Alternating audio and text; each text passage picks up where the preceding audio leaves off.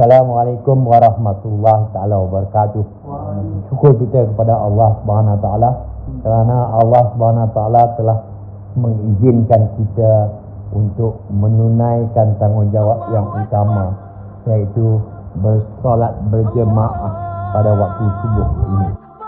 Jika kita sembahyang berjemaah waktu Isya, kelebihan dia ialah seolah-olah kita solat paruh daripada malam.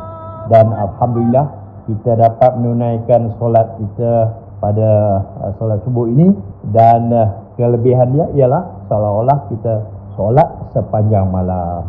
Sangat-sangat senang bila kita ikut sunnah Rasulullah sallallahu alaihi wasallam ni, dapat segala rahmat dari Allah. Jadi tuan-tuan yang mulia, tadi kita solat, tuan imam baca. Orang lain solat pun di mana-mana daripada zaman datuk nenek kita dulu sehingga sekarang ni, imam baca kebanyakan kita tak faham apa yang dia baca. Jadi lama-lama anak-anak muda pun susah sikit nak pergi lakukan solat kerana tak faham. Jadi ini perlulah kita mendapat kerisauan yang amat sangat, kerana kita takut anak-anak muda tidak dapat memahami sebenarnya tanggungjawab. Kerana solat ini adalah tiang agama. Kalau daripada rukun Islam, ia terletak di nombor 2. Nombor 1-nya ialah mengucap 2 kalimah syahadat. Jadi kepentingan solat ni tak nombor 2. Kalau kita suruh budak-budak solat pun mana solat, tapi dia tak faham, dia tidak ada iman. Jadi di sisi Allah, iman ini yang nombor 1. Imanlah segala-galanya yang bagi kita. Sebab itu kita keluar jalan Allah, kita belajar.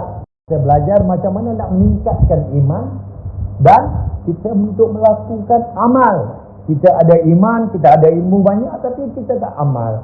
Ini sangat menjadikan. Jadi saya pernah tanyalah mufti oleh tuan Datuk Zul. Dia datang berceramah di surau kami, surau Al-Ansar. Ceramah, kemudian dia nak balik, saya kejar. Saya kata, Datuk, sekarang ni dia dah jadi menteri ya. Dia jadi menteri agama. Saya kata, Datuk nenek kita dulu, sehingga sekarang ni pun mak bapak kita, dan sekarang ni pun kita wajib sembahyang. Datuk nenek kita dulu wajib. Bila datang bulan Ramadan, Masya Allah, semua penuh, boleh kata awal-awal lah. Awal Ramadan ni penuh masjid, penuh surau. Bila habis keluar ya, imam ni bagus, baca steady. Dan nombor 2-nya cepat. Tak mau lama-lama, dia nak cepat. Tapi kalau kita pergi ke Masjidil Haram, Masya Allah, dia satu malam satu juzuk. Satu malam satu juzuk. Tapi kita di sini kalau kita buat satu juzuk, protes dan tak akan pergi ya. Kerana sebenar-benarnya bulan Ramadan itu mempunyai kelebihan yang amat sangat. Tapi kita tidak menikmati apa keperluan yang ayat Allah nak ni. Kita rasa tak makan, okey, bagus puasa. Tapi sebenarnya bulan Ramadan itu adalah bulan yang mana diturunkan Al-Quran. Masya Allah, kita kena faham Al-Quran. Allah Subhanahu Wa Taala setelah Rasulullah sallallahu alaihi wasallam berjuang 13 tahun di Mekah dengan berbagai-bagai ujian, berbagai-bagai rintangan, halangan. Ada para sahabat, ada kaum wanita dibunuh semasa di Mekah tu. Perkara yang susah sangat. 13 tahun. Ini semua ada rahsia. Pasal apa Allah nak biar 13 tahun? Allah ketua kerajaan, dia ada tentera-tentera dia semua, malaikat, angin, ribut, lapar, matahari dan semuanya. Binatang macam mana Nabi Sulaiman dulu. Kan? Kalau Nabi Sulaiman berkeupayaan mempunyai jentera-jentera hingga jin pun boleh mengubahkan istana Balqis, takkan Allah tak boleh nak tolong Rasulullah. Tapi sebenarnya yang paling mustahak, Allah hendak Rasulullah sallallahu alaihi wasallam serta pengikut-pengikutnya mempunyai iman yang sangat-sangat tinggi dan sangat bermakna. Tak guna dia terima agama macam mana kita ada terima agama sekarang. Anak-anak kita, mungkin cucu-cucu kita, kalau kita tak betul, rosak. Pasal kita tak ikut proses macam mana Allah latih Rasulullah sallallahu alaihi wasallam. Nak menegakkan agama perlu ada pengorbanan. 13 tahun tu proses untuk mendapat keimanan, keyakinan bahawa Allah sahaja yang maha berkuasa. Makhluk semua tidak ada kuasa. 13 tahun. Bukan sejak 13 tahun untuk mendapatkan gitu. Kegituan hati kita tunduk, betul-betul yakin, beriman kepada kekuasaan Allah. Makhluk semua tidak ada kuasa. Kita ada rumah. Rumah ini rumah Allah. Allah yang punya. Pasal apa saja yang ada dalam rumah semuanya milik Allah. Nak buat rumah mesti ada batu, mesti ada besi, ada kayu. Semuanya Allah punya. Kita ada kereta. Janganlah kita bangga. Ini semua Allah bagi pinjam. Anak-anak kita, isteri kita, semuanya Allah bagi pinjam. Mak kita, bapak kita. Bila datang penyakit COVID ini, buat apa kita nak risau? Kalau dah datang Allah nak ambil mak kita, ambil. Jangan kita sampai hilang keyakinan kepada Allah. Dia ambil pak, ambil. Nak ambil anak-anak, ambil. Kita lah kena betul diri. Bila datang ujian begini, kita kena cek. Segala-galanya ada dalam agama. Sebab tu Rasulullah SAW bila 10 tahun saja di Madinah, malaikat datang, dah penuh Al-Quran, dah punah agama. Jadi punah ni pengiban.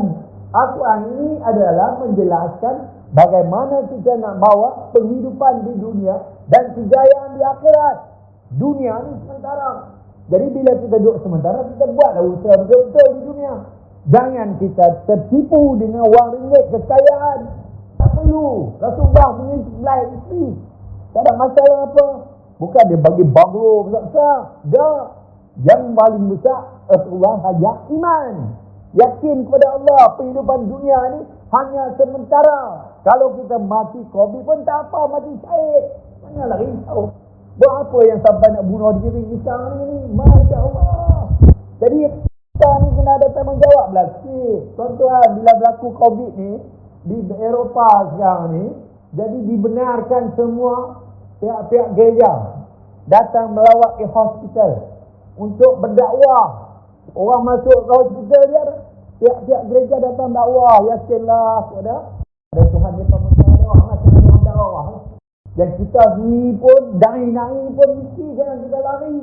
Tanggungjawab kita, jangan kita risau. Saya dipahamkan sekarang ni dah mula dah. Bila orang sakit ni kita datang untuk kita memberi dia orang preparation. Kerana siapa-siapa pun bila-bila masa boleh mati. Bukan kerana COVID boleh mati. Ini qada dan qadar. Ini kuasaan Allah. Tapi kita mesti usaha untuk membawa semua sekali pergi ke tempat yang paling hebat, iaitu di syurga nanti. Kita tidak mahu kita hidup sia-sia saja. Bila main ujian terus kita gagal. Jadi tuan-tuan, kita kena ambil berat tanggungjawab kita lah. Kerana Nabi sudah tidak ada. Nabi sudah tidak ada. Nabi sudah tidak ada. Dah 1400 tahun. Tapi agama ini berjalan, berterusan. Janganlah kerana COVID ini kita hentikan kerja-kerja agama dalam masuk 2 tahun ini. Jangan pula kita relax. Rasulullah SAW dulu masih bina mula-mula bila pergi kita dia bina masjid. Masjid itulah tempat pusat membuat dakwah dan menimba ilmu. Orang datang ke masjid, masjid itu dibuat daripada batang-batang tamar, batang-batang pokok kurma. Daun-daunnya daripada pelepah-pelepah pokok kurma. Lantainya batu, mana nak ada simen tu, kilang simen semua tak ada, belum buka. Lantainya pasir batu. Kita sekarang masjid hebat-hebat, dahsyat betul-betul, dengan chandelier, dengan itu. Macam-macam punya hebat, berlumba-lumba nak tegakkan masjid di setiap daerah yang paling cantik. Akhir-akhirnya semua tutup. Sebab kita fikir azan. Bila kita azan, kita dibagi maklumkan, iblis semua lari. Bila azan dia lari kan. Kalau dah sekarang ni COVID, virus tu ada, kita nak bagi lari dia, kita berfikirlah 24 jam. Lari dia tak dekat kita. Dalam Al-Quran, Allah Subhanahu Wa Taala menyatakan, bertasbihlah kamu pagi, petang, siang, malam. Ingatkan dia. Inilah kerja kita. Sehingga Rasulullah SAW menurunkan hadis. Sesiapa saja yang tidak berzikir, bertasbih, tidak ingatkan Allah. Sesiapa saja yang bawa kereta, sesiapa saja yang naik motor, sesiapa saja yang jalan kaki, duk seronok, duk bayar ni, seronok ya. Tapi tak ingatkan Allah, tak berzikir, adalah mayat yang bergerak. Jadi sekarang ni kita awal-awal kita dah serah dah, kita suka jadi mayat. Jadi bila COVID datang, apa? Mati je. Pasal kita suka mati. Kalau kita nak hidup, ikutlah apa yang diajar oleh Rasulullah sallallahu alaihi wasallam. Rasulullah sallallahu alaihi wasallam kata, kita ini perlu berzikir 24 jam, ingatkan Allah. Jika tidak, kita ini adalah mayat. Jadi kita suka jadi mayat, dapatlah jadi mayat. Tuan-tuan yang saya hormati sekalian, masya-Allah. Syahidallahu annahu la ilaha illa huwa wal malaikatu wa ulul ilm qa'iman bil qist. La ilaha illa huwal azizul hakim. Allah menyatakan bahawa tidak ada Tuhan melainkan Dia yang menegakkan keadilan. Para malaikat dan orang-orang yang berilmu juga menyatakan demikian. Tidak ada Tuhan melainkan Dia yang maha perkasa lagi maha bijaksana. Takkan Allah kata apa yang berlaku sini, itu dia izin lah. Dia izin apa yang jadi ni. Allah kata lagi, Qulillahumma malikal mulki tu'til mulka man tasha' wa tanzi'ul mulka mimman tasha' wa tu'izzu man tasha' wa tudhillu man tasha' biyadika khair innaka ala kulli shay'in qadir. Tulijul laila fin nahari wa tulijun nahara fil lail wa tukhrijul hayya minal maiti wa tukhrijul maita minal hayy wa tarzuqu man tasha' wa tarzuqu man tasha' wa bighairin hisab. Katakanlah, wahai Tuhan yang mempunyai kerajaan, Engkau berikan kerajaan kepada orang yang Engkau kendaki, dan Engkau cabut kerajaan dari orang yang Engkau kendaki. Engkau muliakan orang yang Engkau kendaki, dan Engkau hinakan orang yang Engkau kendaki. Di tangan Engkau lah segala kebaikan. Sesungguhnya Engkau maha kuasa atas segala sesuatu. Engkau masukkan malam ke dalam siang, dan Engkau masukkan siang ke dalam malam. Engkau keluarkan yang hidup dari yang mati, dan Engkau keluarkan yang mati dari yang hidup.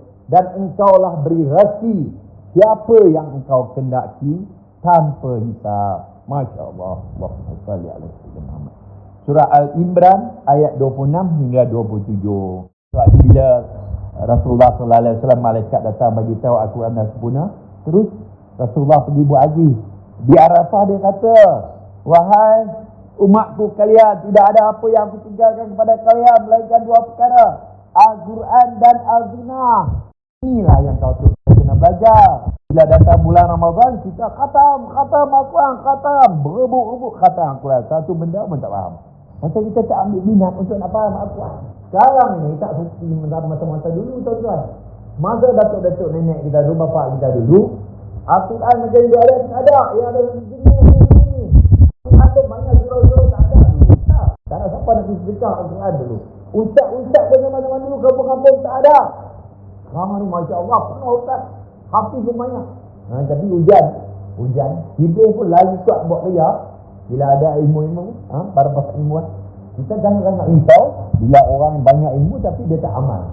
Ini kita sangat-sangat risau. Jadi zaman-zaman dulu ni memang ada. Segala-galanya iman ni dibina bila dia orang ni, orang yakin betul.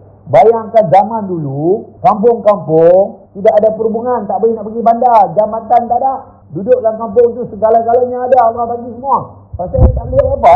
Takkan orang kampung nak buat jambatan besi, nak buat jambatan batu, tak boleh. Sungai besar, tak ada, tak boleh keluar. Tapi dalam kampung-kampung tu Allah bagi macam-macam. Dengan bermacam-macam tumbuhan.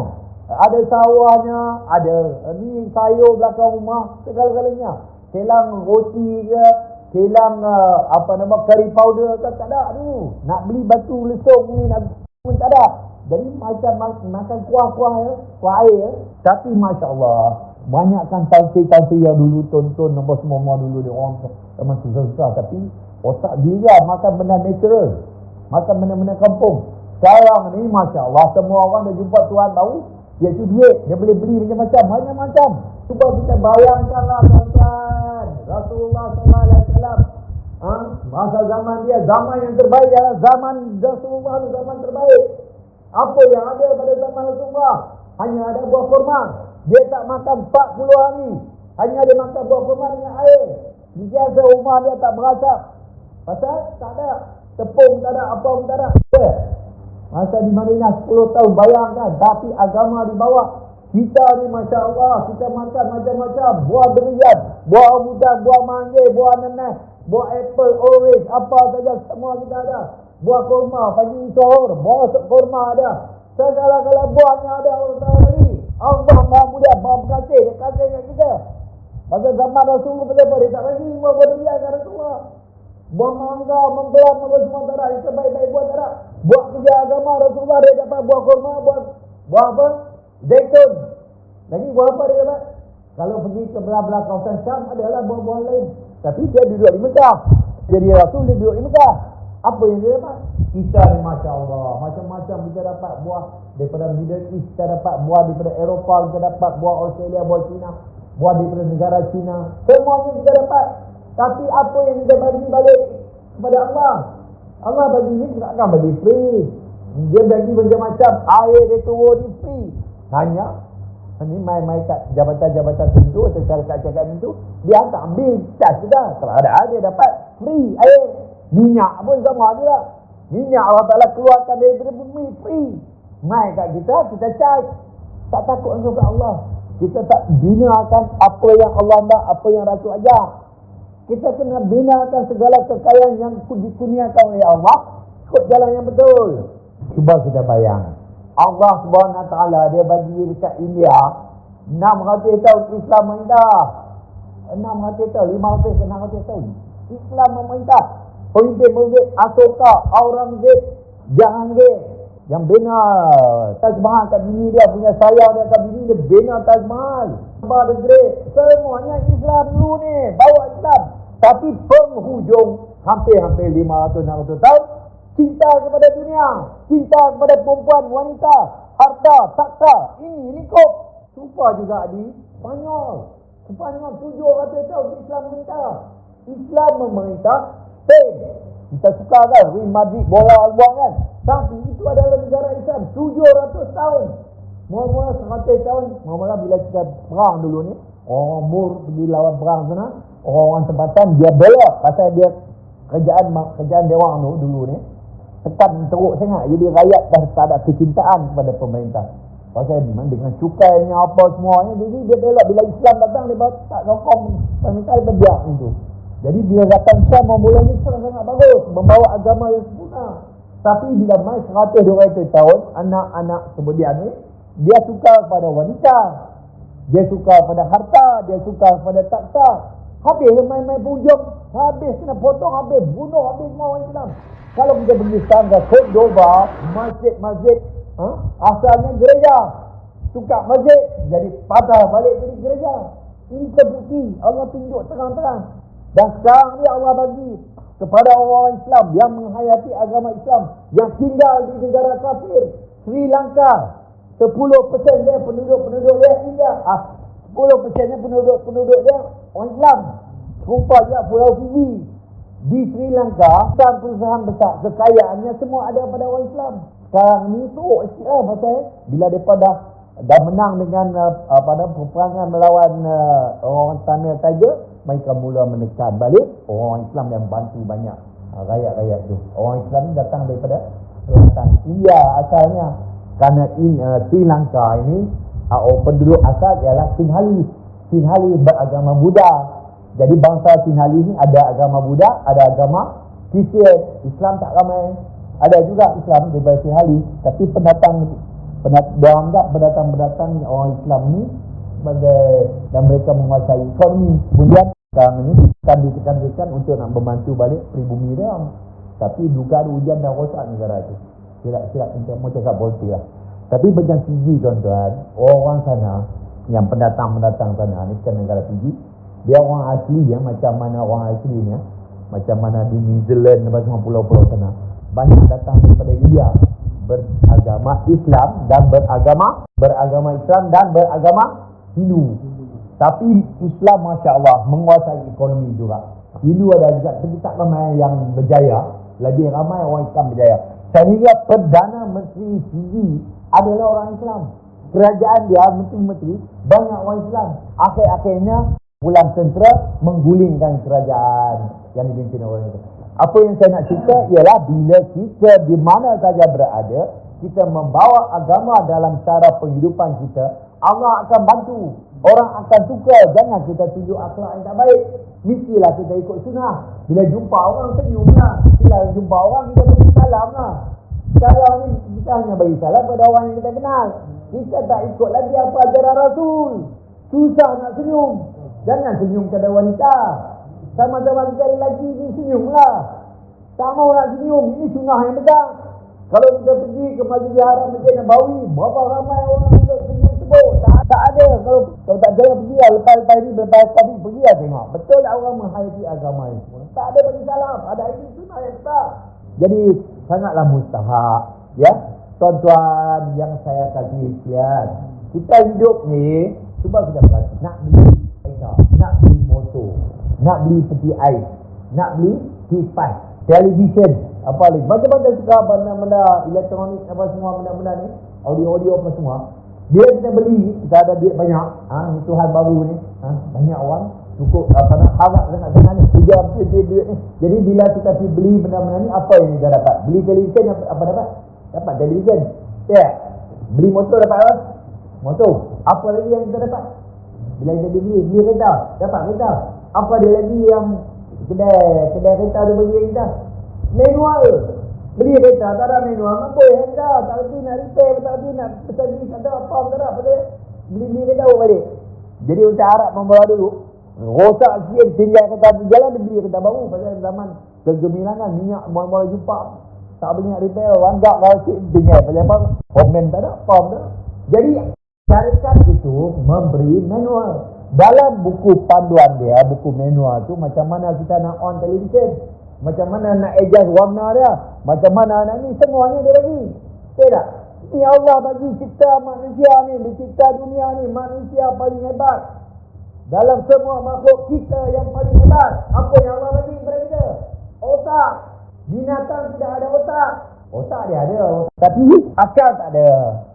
Tapi kadang-kadang akhir-akhir ni kita tengok binatang pun akal baik lagi daripada manusia. Anjing dilatih-latih, dia lagi bagus daripada manusia. Dia jaga tuannya betul-betul.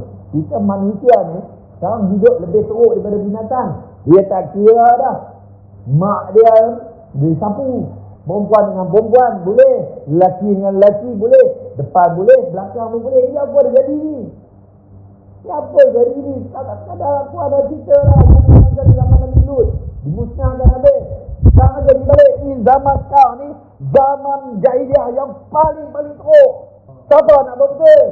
Kerja-kerja di mana ni Amerika semua diluluskan. Gay boleh kahwin, lesbian boleh duduk sekali, tak ada masalah apa-apa. Ini penyakit ni dah datang ke negara kita ni. Teruk nak mampus. Kita akan tahu apa yang berlaku. Dan sama-sama kalau kita biar usah-usah buat tak kerti, lingkup habis. Kena kawal, kena bagi kesedaran. Mengapa dikatakan haram? Kena ulas. Bukan kita tak boleh minum arak, haram. Pasal apa haram? Kena kita supaya benda itu sentuh ke dalam hati. Tidak dibuat lagi. Kalau kita tak boleh minum arak, lagi dia nak minum. Pasal kita tak abang. Apa dia pasal yang tak boleh minum arak? Tak boleh ada hubungan seks. Pasal apa? Tak boleh ada hubungan seks. Dah ada lelaki beban, semua elok-elok semua. Cantik, rupa bagus, bentuk bagus. Pasal apa? Tak boleh ada hubungan seks. Jadi banyak kita gagal menceritakan mengapa Allah tidak benar ada hubungan seks haram. Mengapa bisik kahwin? Dia ada buat kenduri ni, angkat nikah lah semua ni. Pasal apa? Dia angkat nikah, keluarga-keluarga datang, semua bagi angkat nikah. Kemudian bila ada kenduri, ada makan-makan. Apa tujuan dia? Tujuan dia, mak bapak seronok.